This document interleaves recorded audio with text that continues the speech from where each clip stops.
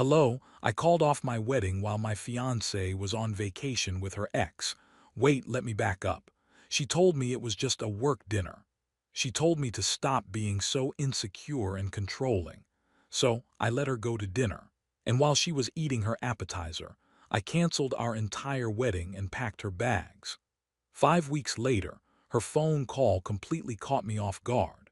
Before we get into the exact logistics of how I dismantled a $30,000 wedding in under 2 hours, please don't forget to like this video and subscribe to Story Sparks. We share stories about red flags, resilience, and the power of walking away. Now let's get into it. Hi, I'm Mateo. I am 32. I work as a logistics analyst for a major shipping company in Valencia. My weeks are usually made up of spreadsheets, port schedules, tracking cargo containers, and late-night calls with people in other time zones.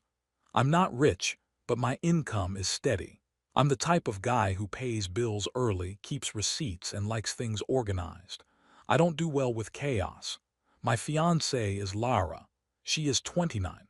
We've been together for 3 years, engaged for 8 months, and we rent a nice two-bedroom apartment together. We split chores, and up until recently I thought we split the stress of life pretty evenly too. The wedding was set for early summer. It wasn't going to be huge, about 70 people, but it wasn't cheap either. Lara wanted it to look expensive without being called expensive.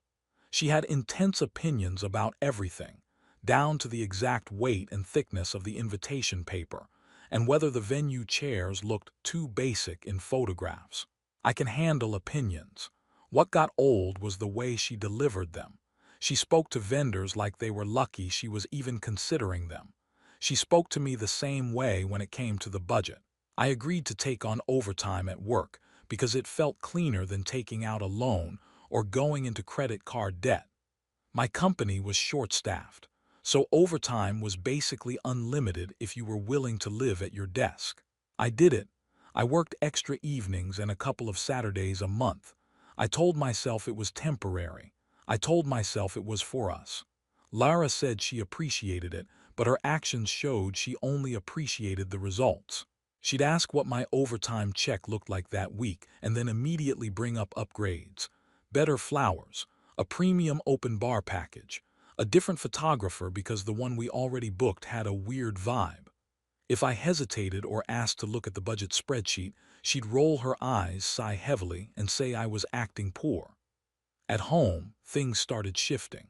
She was on her phone constantly, not in a normal, mindless scrolling way. It was more like quick, defensive tilts of the screen when I walked by. She'd smile brightly at something, and then her face would go completely flat when I asked what was so funny. Nothing, she'd say, just a meme. She also started dressing up more for random errands, full makeup and styled hair just to go pick up groceries, designer perfume on a Tuesday afternoon when she said she was just meeting a friend for coffee. I didn't accuse her of anything because I didn't actually have any proof. And I am not interested in being the guy who interrogates his partner like a parole officer. But I started noticing patterns.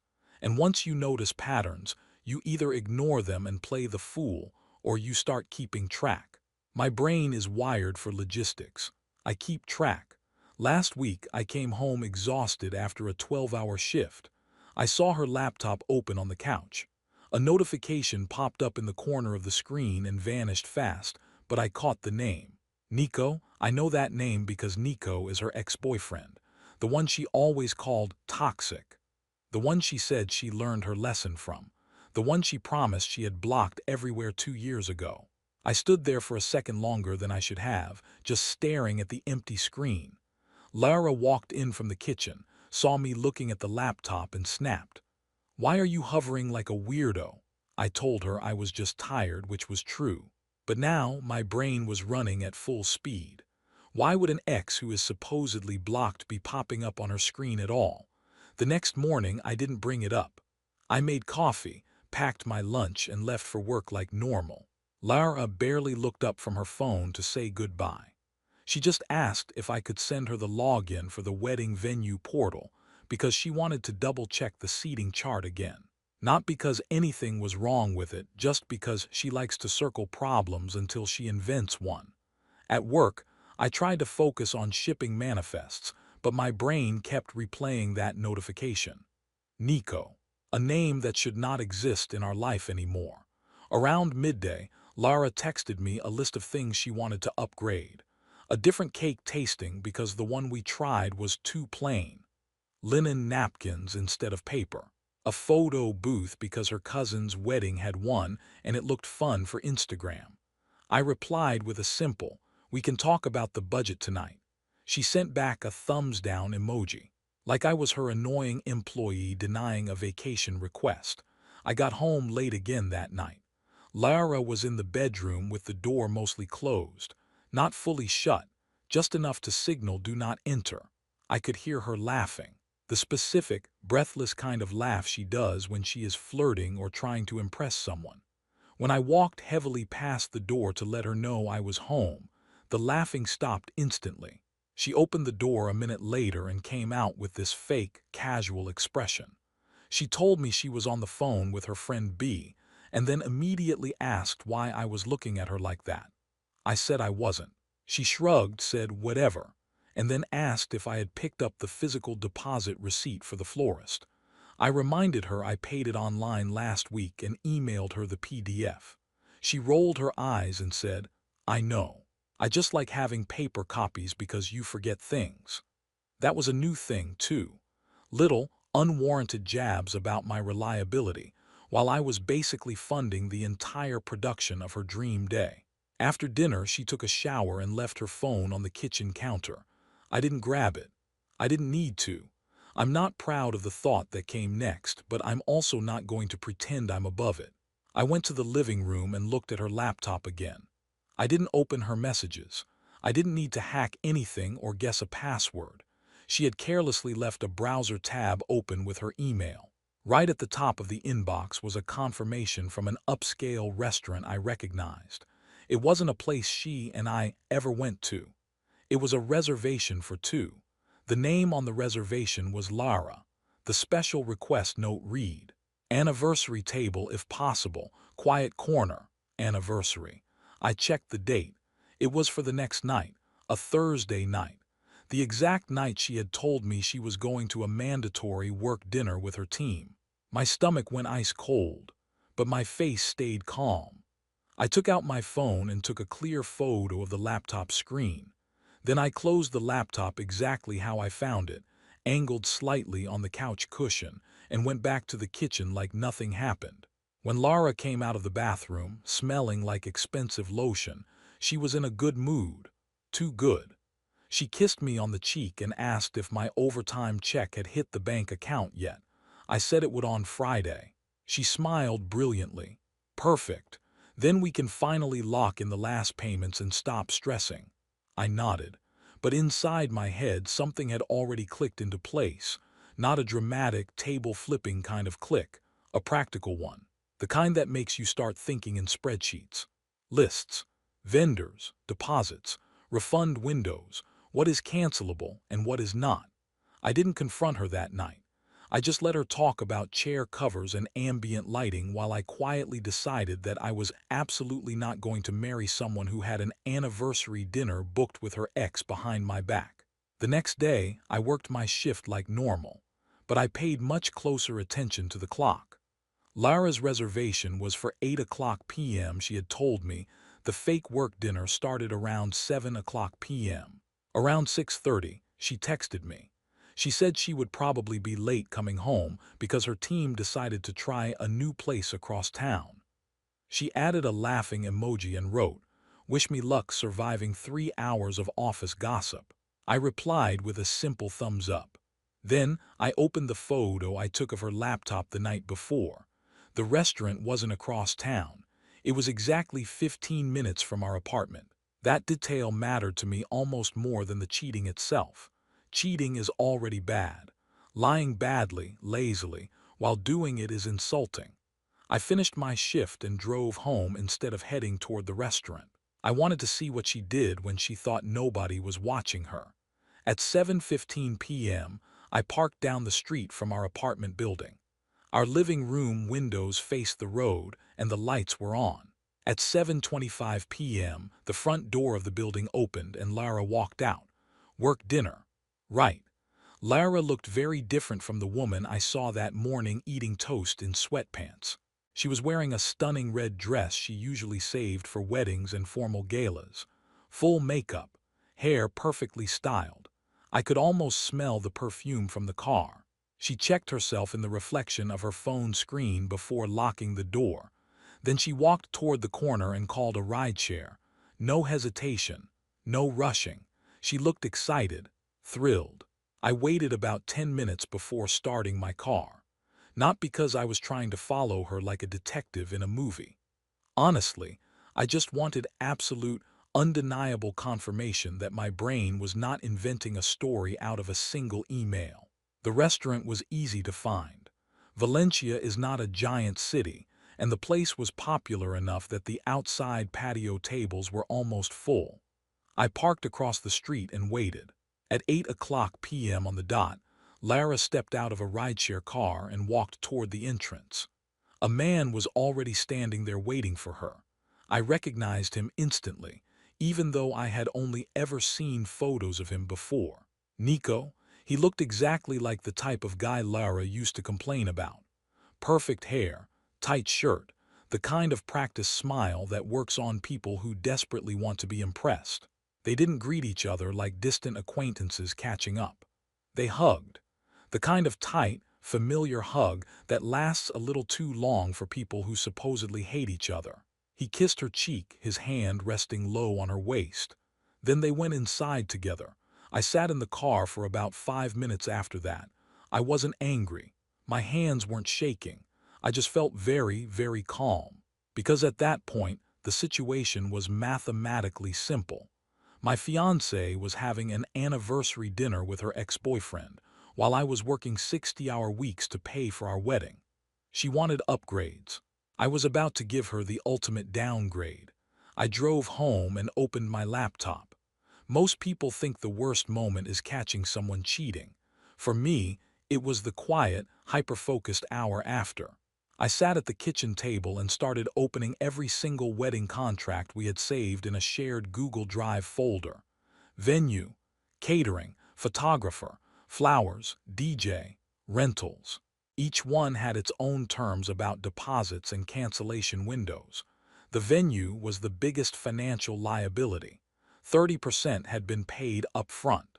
Another 20% was due 2 months before the date. We were currently sitting just inside the window where the second payment had not been processed yet. That mattered. Timing is everything in logistics. I made a simple list on a legal pad. Vendor name, deposit amount, refund policy, cancellation contact email. It felt weirdly similar to my day job. Just a problem with numbers, deadlines, and mitigating losses. Around 9:30 p.m., Lara texted me. She said the work dinner was dragging on and she might grab a drink after with the team. She added a tired face emoji, like she was suffering through it just for her career. I looked at the message for a few seconds. Then I put the phone face down. 10 minutes later, I emailed the venue coordinator. I kept it short and strictly professional. Dear Maria, due to unforeseen personal circumstances, the wedding is canceled.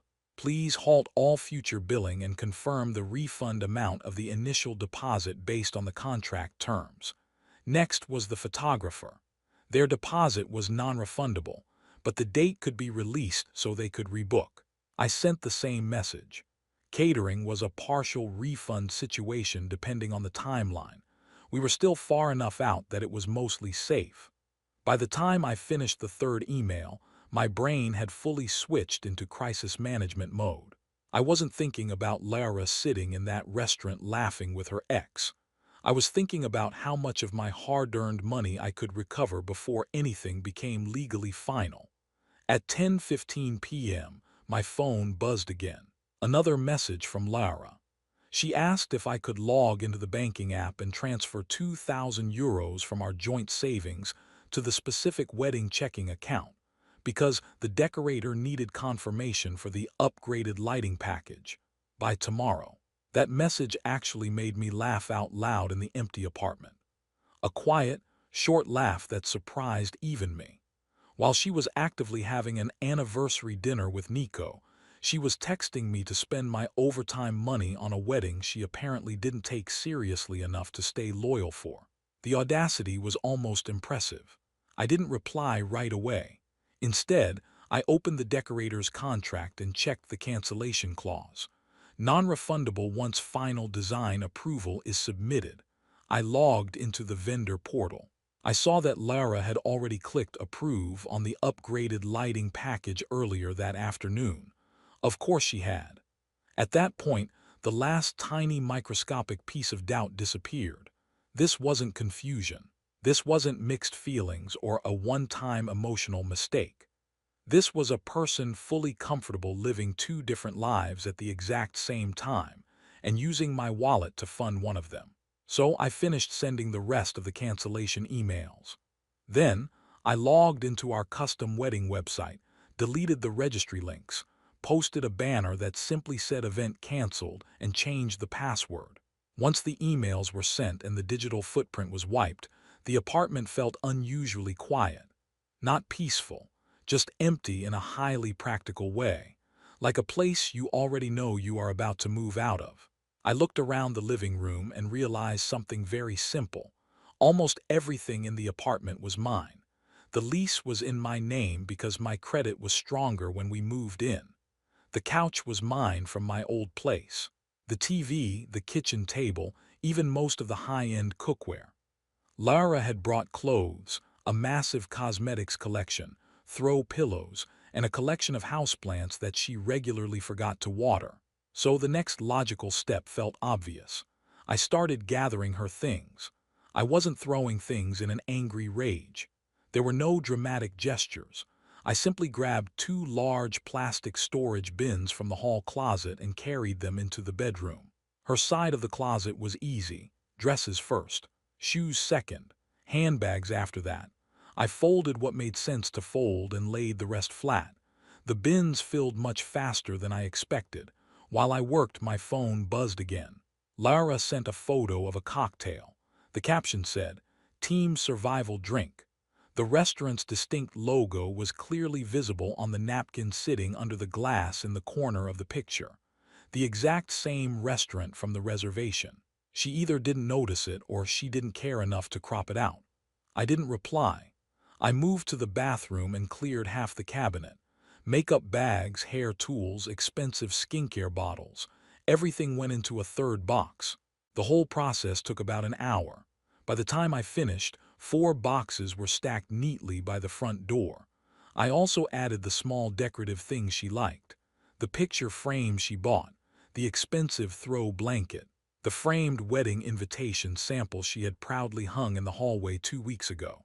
Seeing that invitation almost made me pause. Almost. I took it off the wall and placed it right on top of the boxes. Then I sat down at the kitchen table again and opened my laptop. The venue coordinator had already replied, despite the late hour. Cancellation confirmed.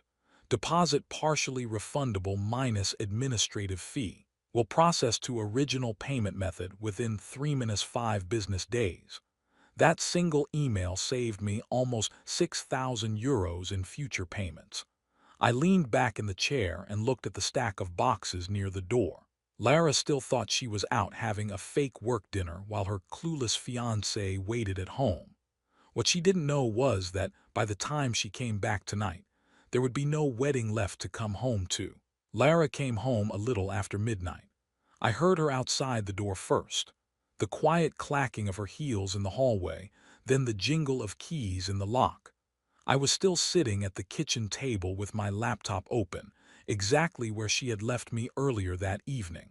When she walked in, the very first thing she noticed was the boxes. 4 of them, stacked neatly beside the door. Her trench coat folded on top. The framed wedding invitation sitting right at the front as a centerpiece. She froze for about 2 seconds. Then her face twisted into irritation instead of confusion or guilt. "What the hell is this supposed to be?" she asked, gesturing at the boxes. I told her calmly that I packed her things so she could take them tonight. That's when the attitude kicked in. She dropped her purse on the counter and started talking fast, the way she does when she thinks she can bulldoze her way through a conversation. She said I was being dramatic. She asked if this was a tantrum about her coming home late. She said normal people don't pack someone's belongings like a psycho just because a work dinner ran long. I didn't argue. I didn't raise my voice. I simply turned my laptop around to face her and showed her the reservation confirmation email for the anniversary dinner with Nico. Her eyes moved across the screen for maybe 2 seconds before she looked away. Then she rolled her eyes. Not panic, not a tearful apology, just annoyance that she'd been caught. She said Nico was just someone she ran into recently and they decided to catch up. She said the anniversary note was probably a glitch, or something the restaurant added automatically from an old profile. She said I was overreacting, acting crazy, and embarrassing myself. I listened to the whole speech without interrupting, let her dig the hole deeper.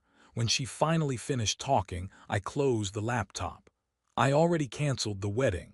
That was the first moment of the night she actually looked shocked. Her eyebrows shot up. What do you mean canceled? I explained it slowly. Venue, catering, photographer, florist, website, everything, it's done. For the first time that night she stopped talking. The silence was heavy. Then she asked the only question she actually seemed to care about. What about the deposits? I told her some were refundable, some were not. But the bigger point was that there wasn't going to be an event anymore, so it didn't matter. Her expression changed again, this time into pure, unfiltered anger.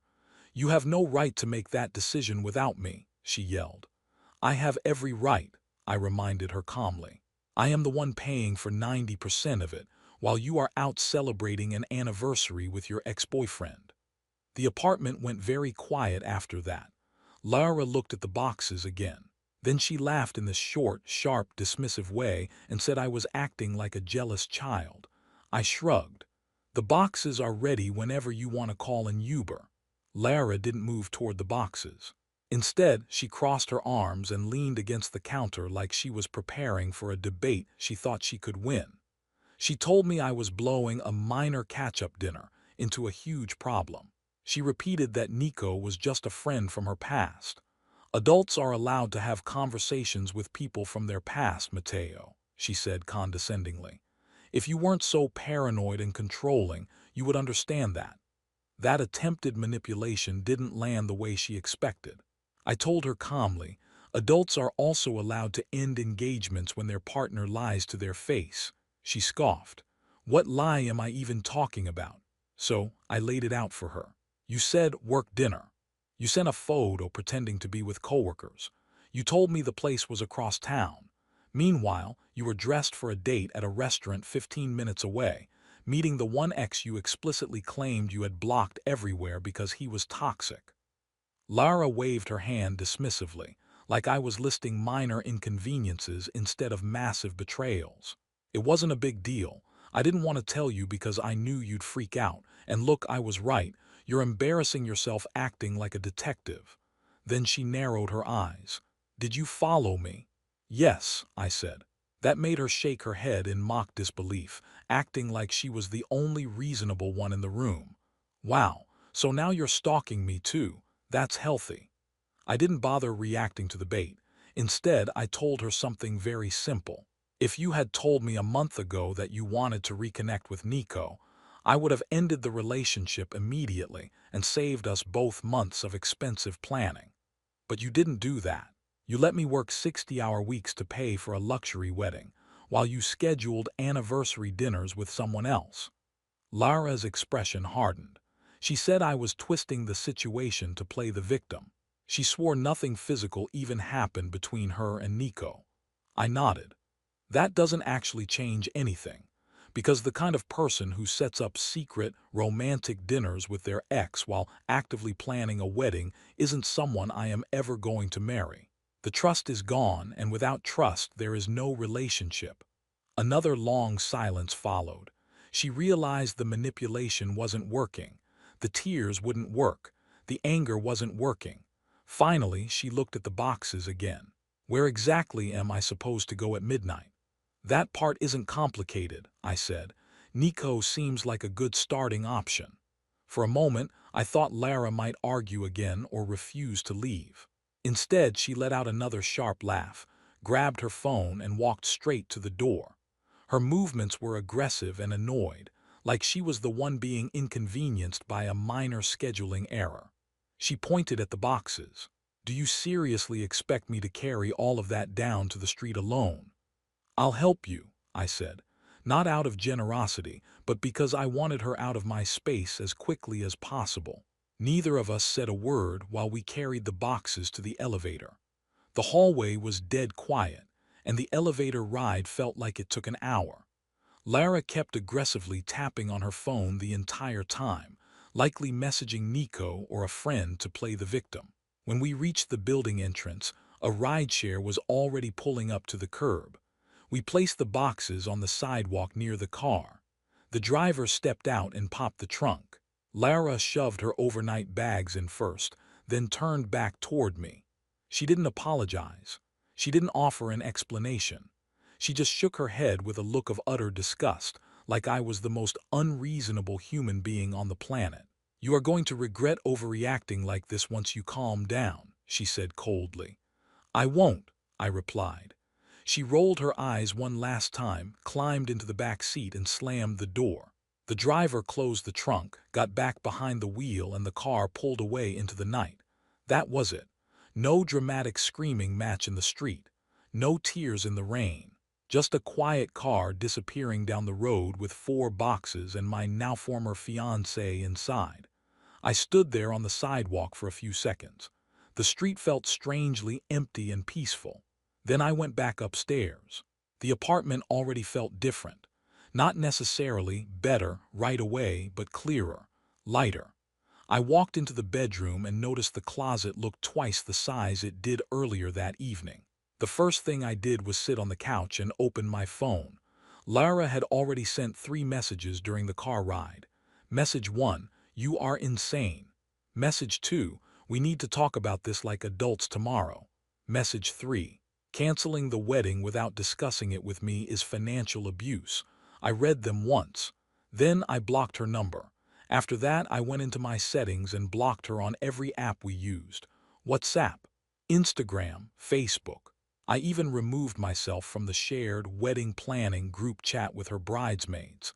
The silence that followed was immediate and absolute.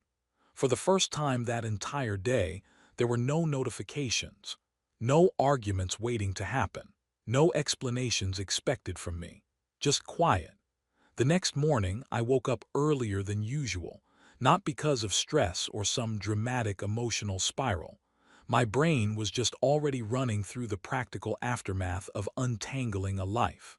The first thing I did was check my email. A few more vendor replies had come in overnight. The photographer confirmed the date had been released and offered a small credit toward a future non-wedding shoot. The catering company acknowledged the cancellation and explained their partial refund schedule. The DJ sent a short, professional message saying they understood, no hard feelings, and hoped everything worked out for me. No drama, just business. I made coffee and sat at the kitchen table going through a checklist: refunds, remaining balances to pay off, joint accounts that needed to be frozen or closed. It felt exactly like cleaning up after a major logistics project that got canceled halfway through implementation. Around 9 a.m., I started getting messages from people who weren't blocked. Lara's cousin messaged first, then one of her bridesmaids, then my own sister. Apparently, Lara had already started doing damage control. She was telling people that the wedding was suddenly canceled because I had a mental breakdown and threw her out of the apartment in the middle of the night over a misunderstanding. I wasn't surprised. Toxic people move incredibly fast when they need to control the narrative. I didn't reply to her friends. I called my sister instead. She asked if everything was okay and what actually happened. I gave her the short, unvarnished version. Lara went on an anniversary date with her ex, Nico, while pretending to be at a work event. I found out, packed her stuff, and canceled the wedding vendors. My sister was quiet for about 2 seconds before letting out a long breath. Yeah, that sounds about right. My sister had never fully trusted Lara, not because of any specific dramatic event, but just small personality quirks, the entitlement, the subtle put-downs, that always rubbed her the wrong way. After the call ended, I sent a single, short message to both of our families in a group chat. Nothing emotional, just the facts. The wedding has been canceled due to personal circumstances. All vendors have been notified.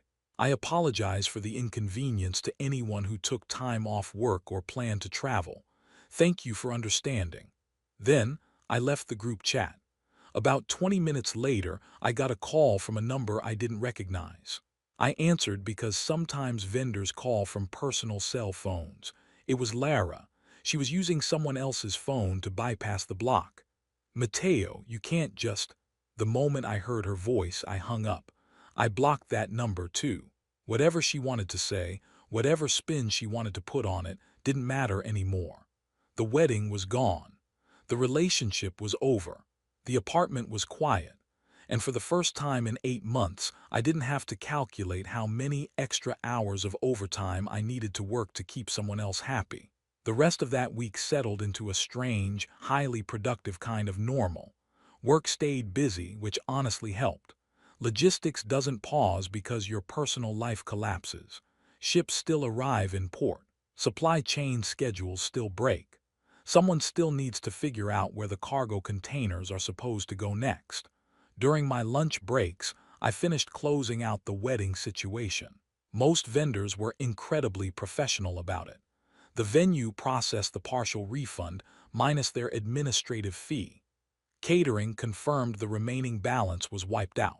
In total, I lost a few thousand euros in non-refundable deposits, but I saved tens of thousands by pulling the plug when I did. That math alone confirmed I made the right decision at the right time. Lara tried a few more ways to reach me during those first couple of days.